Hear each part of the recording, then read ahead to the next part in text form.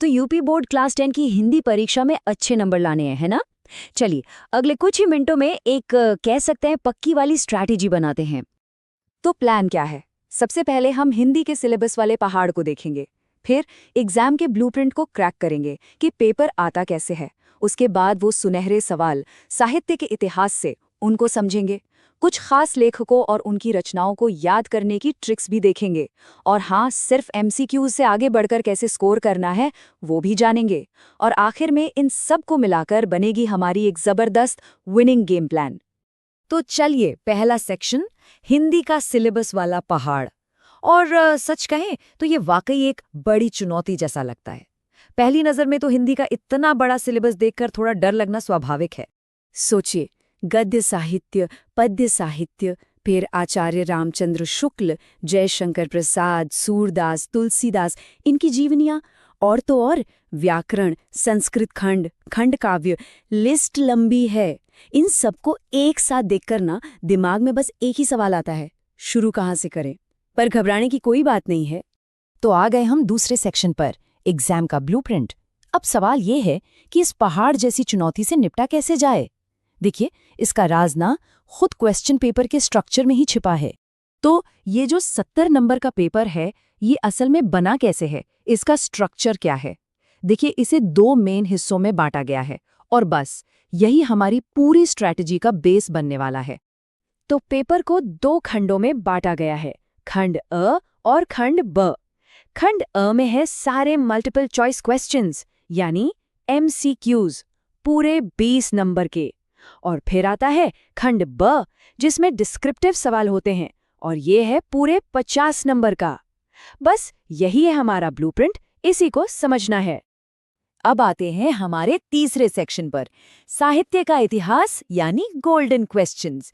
अब यहाँ जरा ध्यान से सुनिएगा। वो जो 20 नंबर के एमसीक्यूज है ना, उनका एक बहुत बड़ा हिस्सा सीधा सीधा हिंदी साहित्य के इतिहास से आता है। मतलब ये वो एरिया है जहाँ से सबसे ज्यादा नंबर बटोरे जा सकते हैं। इसमें सबसे जरूरी है ये 4 साहित्यिक युग, इनका क्रम समझना बहुत बहुत जरूरी है। भारतेंदु युग, द्विवेदी युग, शुक्ल युग और शुक्लोत्तर युग।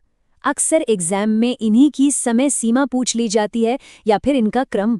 तो ये टाइमलाइन एकदम दिमाग में बैठा लेनी है। और सबसे अच्छी बात क्या है? हर युग की पहचान उसके सबसे बड़े साहित्यकार से होती है। मतलब युग का नाम ही उसके प्रणेता के नाम पर है। कितना आसान है याद रखना। भारतेंदु युग मतलब भारतेंदु हरिश्चंद्र, द्विवेदी युग महावीर प्रसाद द्विवेदी, शुक्ल युग जाहिर है रामचंद्र शुक्ल। तो नाम से ही सब कुछ जुड़ा हुआ है। चलिए, अब चौथे सेक्शन पर चलते हैं, प्रमुख लेखक और उनकी रचनाएं। अब जब हमें युग और उनके लीडिंग लेखक पता चल गए हैं, तो देखते हैं कि उनकी रचनाओं को याद रखने के लिए कुछ मजेदार ट्रिक्स क्या हो सकती हैं। एक बहुत ही बढ़िया उदाहरण देखते हैं। बस एक छोटा सा वाक्य याद रखना है, प्रेम में लोग सेवा करते हैं। है ना सिंपल सी बात? पर यह छोटा सा वाक्य एक लेखक और उनकी बहुत जरूरी रचना को जोड़ने में कमाल का काम करता है। अब देखिए ये ट्रिक काम कैसे करती है।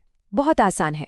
वाक्य में जो प्रेम शब्द है उससे याद रखिए प्रेमचंद, और जो सेवा शब्द है उससे याद रखिए उनकी मशहूर कृति सेवा सदन।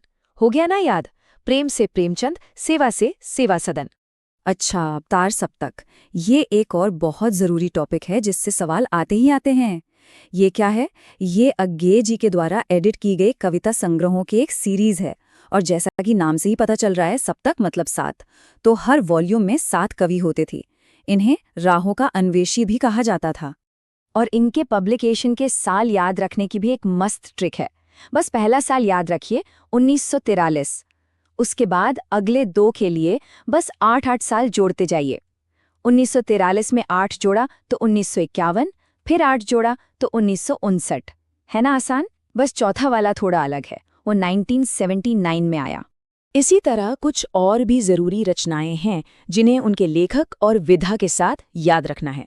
जैसे रस मीमांसा, जो कि रामचंद्र शुक्ल जी की एक आलोचना है, और ध्रुवस्वामिनी, जो जयशंकर प्रसाद का एक बहुत ही फेमस नाटक है। लेखक, रचना और वो क्या है, नाटक, आलोचना या उपन्यास, ये जानना जरूरी है। ठीक है, तो अब आते हैं 5वें सेक्शन पर, यानी एमसीक्यू से आगे कैसे स्कोर करें। देखिए 20 नंबर के एमसीक्यूज तो जरूरी हैं, पर असली खेल तो खंड ब में है, पूरे 50 नंबर का। तो अब अपना पूरा ध्यान उस पर लगाते हैं। खंड ब को जीतने के लिए 3 मेन पिलर्स हैं। पहला, व्याकरण पर पकड़ मजबूत करना। दूसरा, संस्कृत खंड को अच्छे से दोहराना। और तीसरा, अपने जिले का खंड काव्य जानना। इन्हीं 50 नंबरों में गद्यांश और पद्यांश की व्याख्या, लेखकों की जीवनी, संस्कृत से अनुवाद और निबंध जैसी चीजें आती हैं। तो इसका मतलब क्या हुआ? व्याकरण में प्रत्यय, उपसर्ग, समास, इन टॉपिक्स पर खास ध्यान देना है। ये आसानी से नंबर दिलाते हैं। संस्कृत में वाराणसी और वीराह वीरेण पूज्यते जैसे चैप्टर्स का अनुवाद और मतलब जरूर समझ लें। और रही बात खंड काव्य की, तो अपने जिले के लिए जो भी काव्य है, जैसे मुक्ति दूत या ज्योति जवाहर, उसके मेन कैरेक्टर्स और कहानी को अच्छे से याद कर लीजिए। और अब हमारा आखिरी सेक्शन, आपका विनिंग गेम प्लान। तो इन सारी बातों को मिलाकर हमारी फाइनल स्टडी की स्ट्रैटेजी क्या बनती है? तो ये रही हमारी 4 पॉइंट स्ट्रैटेजी। पहला, साहित्य के कालों यानी युगों पर अपनी पकड़ मजबूत कर लीजिए। दूसरा, लेखकों और उनकी रचनाओं के लिए निमोनिक्स या कोई ट्रिक जरूर इस्तेमाल कीजिए। तीसरा, खंड अ और खंड ब के स्ट्रक्चर को अच्छी तरह से समझिए। और चौथा, जो सबसे जरूरी है, उस 50 नंबर वाले खंड ब को यानी व्याकरण, संस्कृत और खंड काव्य को बिल्कुल भी नजरअंदाज मत कीजिए। तो इस स्मार्ट स्ट्रैटेजी के साथ क्या आप प्रेशर को पॉइंट्स में बदलने के लिए तैयार हैं? देखिए, ये पूरा तरीका इसीलिए बनाया गया है ताकि इतने बड़े सिलेबस का जो दबाव है वो अच्छे अंक लाने के एक साफ रास्ते में बदल जाए। जब प्लान सही हो तो सफलता मिलना तय है।